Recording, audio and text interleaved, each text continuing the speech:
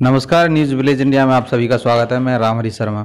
आज हम किसानों की समस्याओं को लेकर यहाँ पर मौजूद हैं। हमारे साथ मौजूद हैं डॉक्टर श्री कप्तान सिंह, पशु चिकित्सा अधिकारी। तो किसानों की सबसे ज़्यादा समस्याएं चली हुई हैं कि बांझपन, पशुओं में बांझपन। तो उनके लिए मैं डॉक्टर साहब से पूछना चाहूँगा, सर उनके लिए क्या क्या सावधानियाँ किसान को बरतनी चाहिए? देखिए, सबसे पहले तो हमें इसका बेसिक समझना होगा कि बांझपन की समस्या आती क्यों है। जी, बांझपन की समस्या हमारी 3-4 कारणों से आती है। एक तो मिनरल की डिफिशियंसी हो, खाने पीने में उसको बैलेंस डाइट ना मिल रही हो। नंबर दूसरी बात, जब पशु की पहली बार पास्चुरेशन होगा, जिसको कहते हैं ब्याना कहते हैं, उसका अगर पहली बार होगा, उसमें अगर पूरी तरह से जेर साफ नहीं हुआ है या कोई इन्फेक्शन या कोई रह गया है, तो उस कारण से हो जाती है। सरल भाषा में कोई गंदगी रह जाए या छटाव, उसका सही भाषा में ये है कि छटाव सही से ना हुआ हो। नंबर तीसरी बात क्या होती है कि जैसे मान लो आवारा गाय सांड है या कुछ भी है, उस पे अगर आप मतलब कभी माउंट कर गया तो उसका इन्फेक्शन भी उसमें जा सकता है। वो क्या रीजन होते हैं सर? उसका रीजन क्या होता है कि जैसे हम लोग एआई करते हैं, तो एआई करते हैं तो हम सीध वगैरह जो हमारी मशीन है, एआई की गन है, उसको हम साफ स्टलाइज करते हैं, उसमें कवरिंग करते हैं और स्टलाइज करके पूरा उसको प्रॉपर थ्रोइंग करके और उसका हम वो काम उसकी एआई करते हैं। अब उसमें क्या है कि जैसे हम कहीं किसी से कराते हैं, भैंसा से कराएं या सांड से कराएं, तो उसकी जो ना तो उस टाइम पे उसके कवरिंग के टाइम पे प्रॉपर सैनिटाइज करते हैं, और एक जो सांड है या भैंसा है वो एक से अधिक भैंसों पे कवरिंग करता है। अब कवरिंग करने के बाद उसकी किसी के कुछ जो भी इन्फेक्शन है वो आपका कहने का मतलब है अगर किसी अदर पशु के इन्फेक्शन है तो उसके होगा और दूसरे पशु को भी दूसरे पशु को हो जाएगा। तो इसलिए हम लोग पशुपालकों से यही कहते हैं कि आप अगर कृत्रिम गर्भाधान कराना चाह रहे हैं तो हमारे अस्पताल पे कराएं, हमारे जो क्षेत्र में पैरावेट हैं, एआई वर्कर हैं, उनसे कराएं। और इसके बाद जो सबसे बड़ी समस्या होती है कि हम लोग जो क्या करते हैं, जो दूध देने वाली भैंसें होती है उनको तो पूरा मिनरल मिक्सचर और कैल्शियम वगैरह देते हैं, और जो हमारी भैंस ज्ञावन होने लायक है या जो बांझपन की समस्या आ रही है, इसमें जैसे फास्फोरस की डिफिशियंसी है। पहले के ज़माने में क्या होता था कि जो हमारा पशु था वो चरने जाता था तो वो जमीन के चारा और जो जमीन के तत्व हैं, मिट्टी के तत्व, वो उसके आते थे, तो उसको बांझपन की समस्या कम आती थी। अब आज की डेट में क्या है कि हमारे जो पशुपालक हैं वो एकदम बांध के खाना खिला रहे हैं उनको, तो उनके जो फास्फोरस है या कैल्शियम है और जिंक है, सेलेनियम है, उनके शरीर में नहीं मिल पाता है। तो इस वजह से ये समस्या हो जाती है। और समस्या होती है तो जैसे मान लो आप देखे होंगे कि एक बार एआई करते हैं, फिर 20 दिन बाद रिपीट मार जाती है, फिर दोबारा गर्मी में आ जाती है, तो उसमें कई चीज़ें और आ सकती हैं। और उसमें क्या कि जो हमारे टेक्निकल आदमी हैं, जो हमारे कुशल वर्कर है एआई के, जैसे मान लो बच्चेदानी विशिष्ट है, पायोमेट्रा का केस है, पस बन जाता है, इन सब चीज़ों में जब आप प्रॉपर हाथ डाल के देखेंगे बच्चेदानी में, तभी पता चल पाएगा।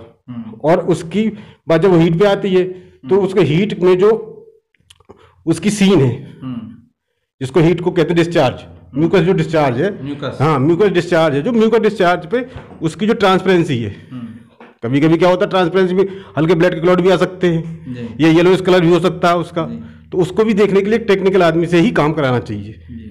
और जो एआई करने वाला है, कभी कभी क्या होता है वो गन पास नहीं कर पाता है, तो उससे क्या बच्चेदानी में चोट लग जाती है, तो इससे भी उसकी फाइब्रोसिस और पायोमेट्रा केस बन जाता है। तो सर मैं पूछना चाहूँगा, जैसे हमने देखा है कि एआई करने के बाद में बहुत सारे पशु हैं का ब्लड देने लग जाता है, वो क्या लक्षण होते हैं? उसका लक्षण क्या होता है, एआई गन पास करते टाइम उसके जो यूट्रस है, जैसे हम लोग डालते हैं तो हमारा जो बीज डालते हैं वो हम डालते हैं सर्विक्स में, बच्चेदानी के जैसे मुंह खुलता है उसके थोड़ा सा अंदर पास करके वो डालते हैं। उसमें क्या जानवर हमारा मान लो अड़गड़े में है तो कम हिल जाता है, और खुले एआई करते तो यहाँ वहाँ वो मूवमेंट मारता है, मूवमेंट करता है तो उससे एआई गन से उसकी चोट लग जाती है, तो इससे ब्लीडिंग उस वजह से आ जाता है। तो वो तो तुरंत 1-2 घंटे में डिस्चार्ज करेगा ब्लड वाला।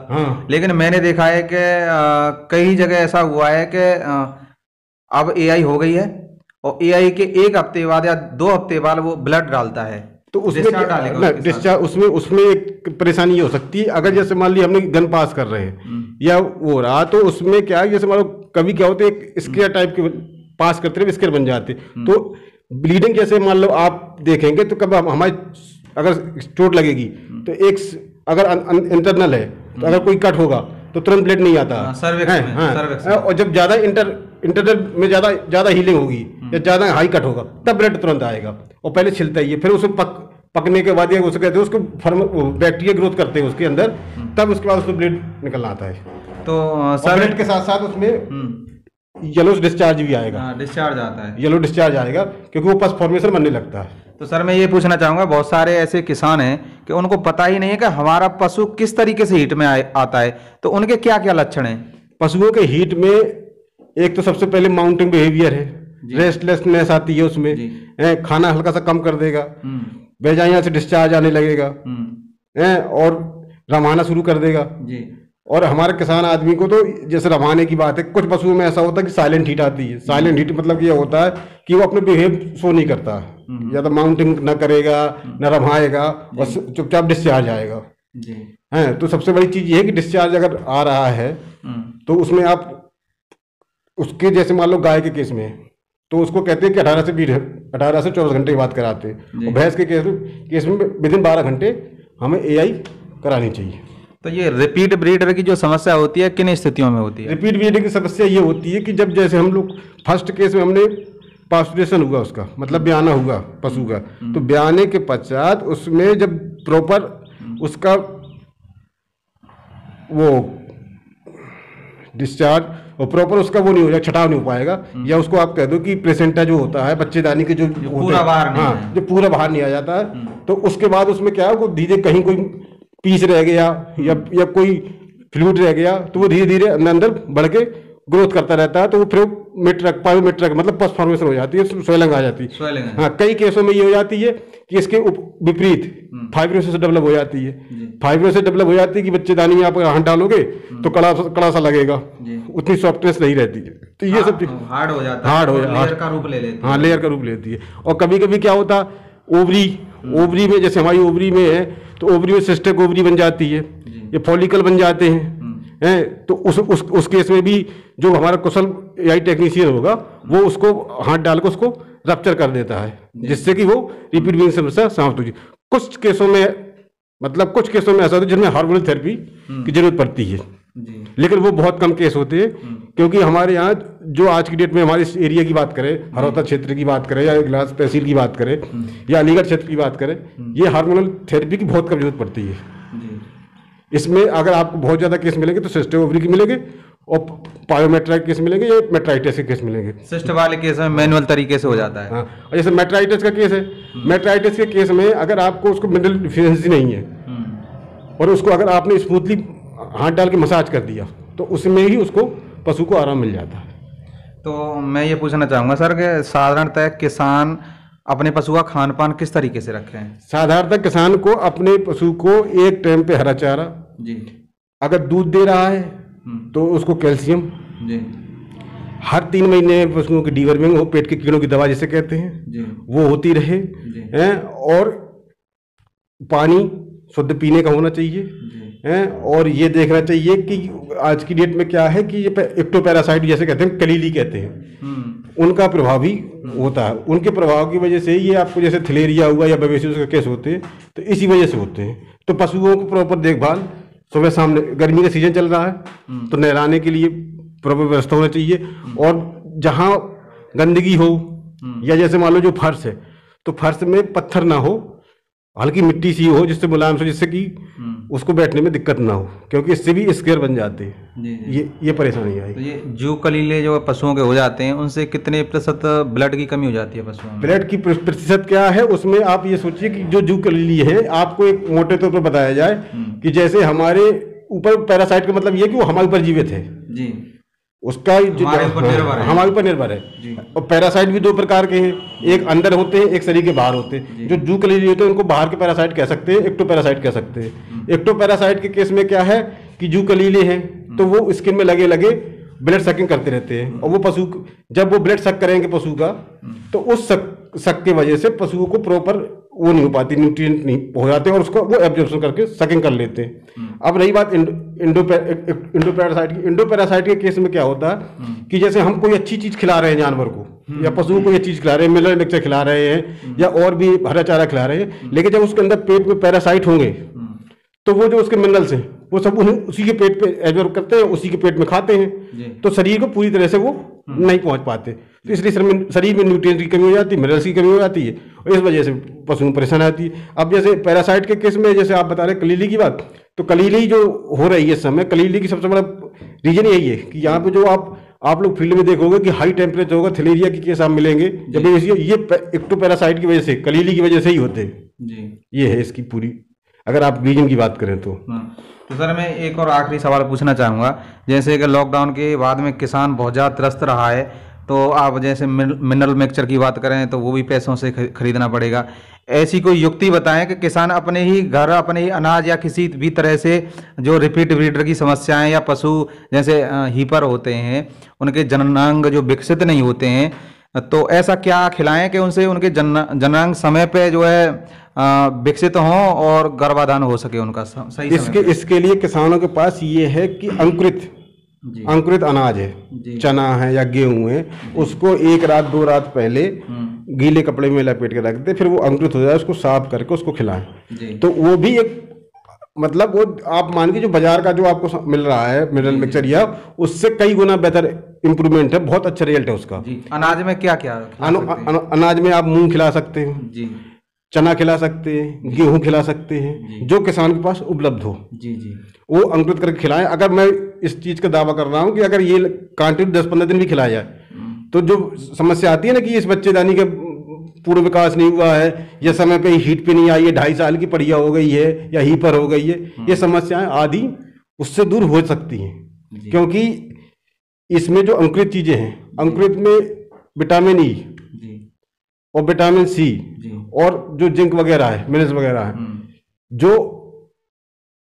जो सॉफ्ट स्किन होती है या सॉफ्ट मसल्स कह दो, उनको डेवलपमेंट में बहुत बड़ा रोल है इनका।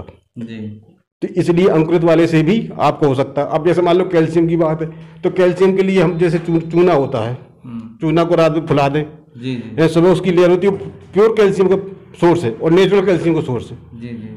इस तरीके से मतलब बिना पैसे के भी किसान के हर चीज मौजूद है। जो आपका कहने का मतलब है किसान अपने घर कैल्शियम बना सकता है? हाँ, बना सकता है।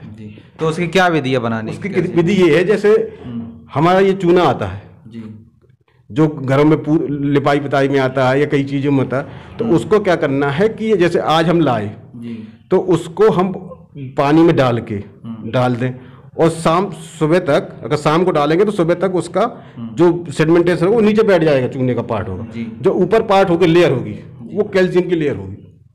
तो उसको आप अगर चाहे भर के रख सकते हैं, भर के रख सकते हैं, या फिर उसको उसी में पड़ा रहने दीजिए, जब जरूरत हो जितनी उतनी निकाल के आप डाल सकते हो उसमें। तो उसमें से कितनी मात्रा दे सकता है किसान? 50 ml, मात्र 50 ml सुबह, 50 ml शाम, इतना हो सकता है उसमें। और बाकी जैसे अगर आप और अच्छी चीज चाह रहे हैं तो जैसे अब हमारे पास ये खड़िया है, ये भी एक कैल्शियम का सोर्स है। अपने यहाँ जो अब इस समय वो खड़ा नमक आता है उसमें भी NaCl है, वो सोडियम और कैल्शियम का सोर्स है वो। लेकिन जो सबसे चीपेस्ट वे है वो खड़िया और ये चूने का पार्ट है, जो आपको इजीली मिल भी जाएगा और इतना महंगा भी नहीं है।